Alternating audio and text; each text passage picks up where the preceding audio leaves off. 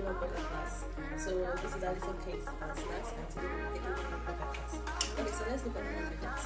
First of all, we have our granuts. Make sure your granuts are dry. You want them to be dry because you want to be sure that they will come out well, and then they don't turn out, they don't get spoiled quickly. So you want them to be dry. You definitely dryness should be as when you bust them. You want them to be as dry as when you bust them. So make sure they are dry, and then you do that by first. What I did with granite was I put in hot water, warm water with salt. I took it with warm water and salt for 20-30 minutes. Just for the salt to get into the granite because I want it to get sweet. And then I shifted it. You let the water drip out red, and then you take it outside and spread it. You can spread it in the tray, spread it on the end, just make sure it gets dry. And then once it's dry, direct it dry. And then here I have 7.5 cups of granite. Anyway, you will see the recipe in the link I will send you, in the stuff I will send you. So here we have 6 eggs, and then here we have half and quarter tablespoon of butter, margarine to be precise. This is what I used to measure my granules. This is how I did it. Yeah, can you see that? So you want it to be full like this. So that's how you measure it. Then here I have my ginger spice. I'm going to add just a little of it.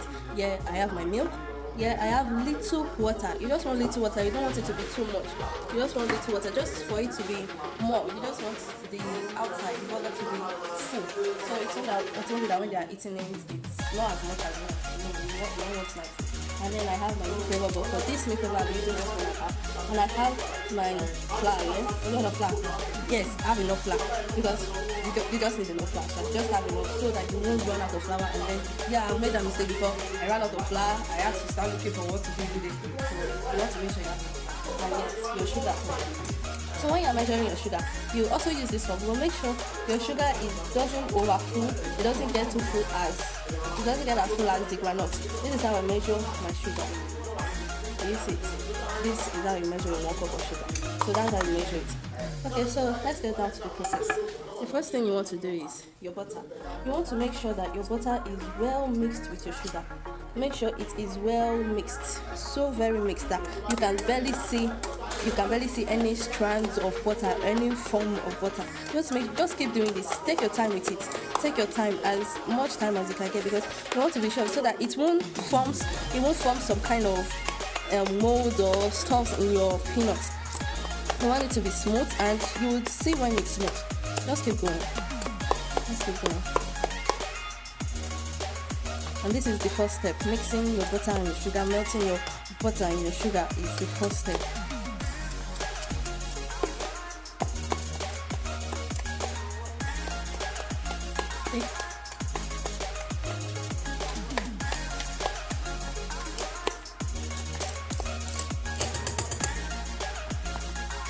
That's just optional. This one is just my own specialty, so it's optional. You can use something else. You can decide to use flavor. If you're going to use flavor, you want to use 1.5 tablespoon of flavor, if that's going to be liquid flavor. And then you can, how do I keep on this thing? So then you add your milk. You mix that in, mix it in very, very well. Mix it in, whatever you're going to add. So this is where you're going to add all your dry ingredients before you take it to your egg, before you add it to your egg. And then your milk flavor. Yeah, for this recipe, for this amount, you're going to add just 1.5, not full half. Just, it should be half, but it shouldn't be like the whole half of the flavor, and it shouldn't be quarter. So just kind of, it's okay. Then eyeball it. Okay. And then you mix that into very, very well. You just want all of it to be mixed very well. Very mixed.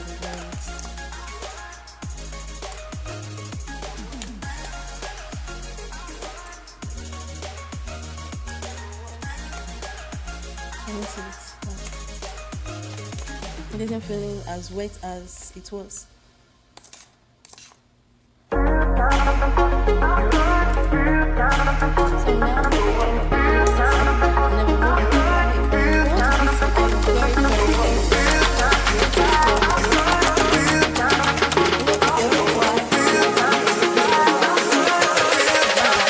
for this amount.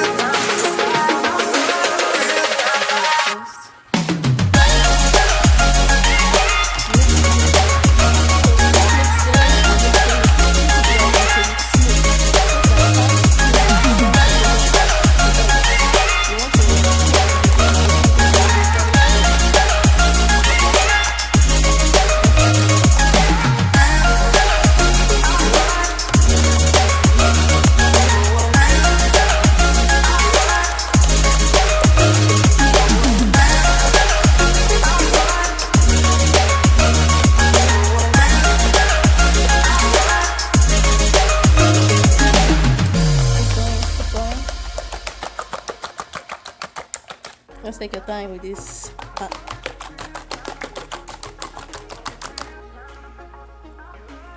Until it's ready. And you hear that? You don't want to hear anything.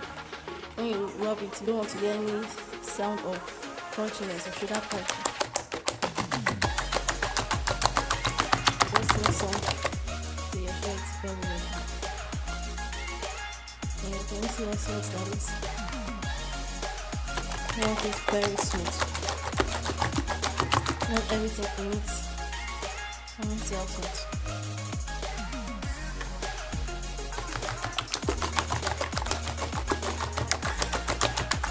Yes, can you see this foaming stuff? Can you see it foaming? If your butter is not mixed well, you will see the butter.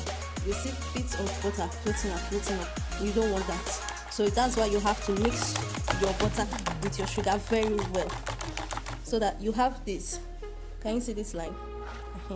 So that's what you see, not them separated. You see them together, not separated. You see the foam together, you won't see it separated. Can you see that? That's what you want. But you can bake as long as much, just to make sure you get it smooth. And yeah, we are done. We cleaned up the table. Now that the table has been arranged and all, and let's start with the process. Okay, so before I start, I divided the egg mixture. If you go to the jar before, so I divided it into two so that I can work quickly, I can get it done faster and less stressful. But this is where the stressful part of the work is. So this is our flour. The flour has been arranged. Everything has been put in order. And yes, before I forget, I wanted to say another reason why you need your groundnut to dry is because you want to be very sure that they will come out fresh. You want to make sure that they will come out fresh. So yeah, let's start. Take some parts of the egg mixture. And you mix it with this is why you need a dip and one bowl. And take a part of your flour and be as fast as you can so that it doesn't stick to the bucket.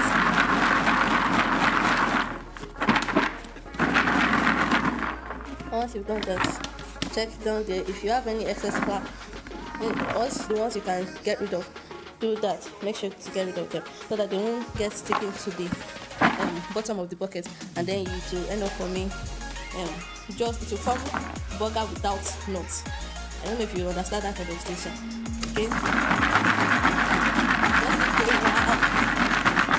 just not take too long. Flour again.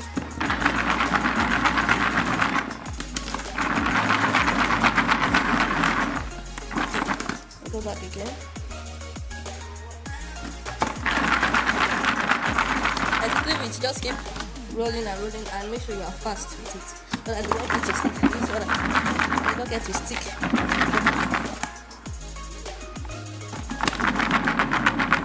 That's how we'll continue till we get to it. So if you have stuff like this, you just push it out. Add more flour. As you do, you want to make sure that you don't have anyone sticking together. You have to check it continuously. Make sure you check it at intervals for anyone joined together. And you roll them, you divide and you roll them separately. So that's how we're going to continue till we finish. So you make sure you keep going round. Just keep going round. You want it to be rounded too. And then you put enough flour. Make sure you add enough flour so that they don't stick to the bucket, they don't stick to each other and lose their shape.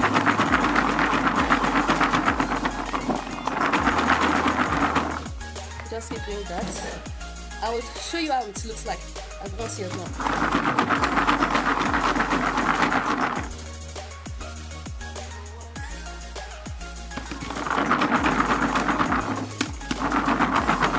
Don't forget to remove those ones at the edge.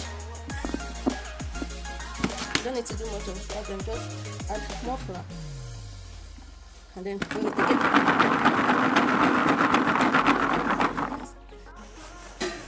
So now it's time to fry. So you want to make sure the oil is very hot. You can test it with one, and if you see it come out, you can see it fry. Then you know that the oil is very hot. And you put it in. Another thing you want to be careful of is overcrowding your pots.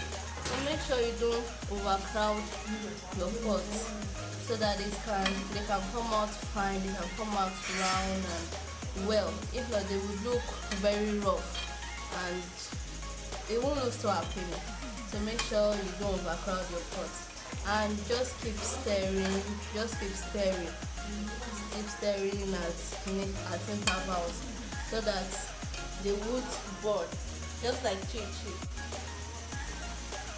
Can you see they're already changing colors? So you allow them to get a little bit more golden brown like than this. Maybe like 1-2 minutes.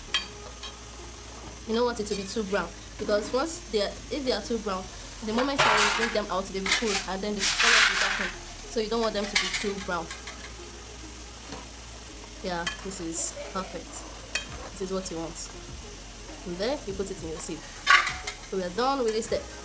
Okay, so can you see how they look like? Stop it. Can you see that? Can you see how they look like? Can you see how fine they look? Yes. So that's what you want. Very fine. I want to take one. So the reason I didn't join all of them together is because they are still hot. So you don't want to add the one that is already.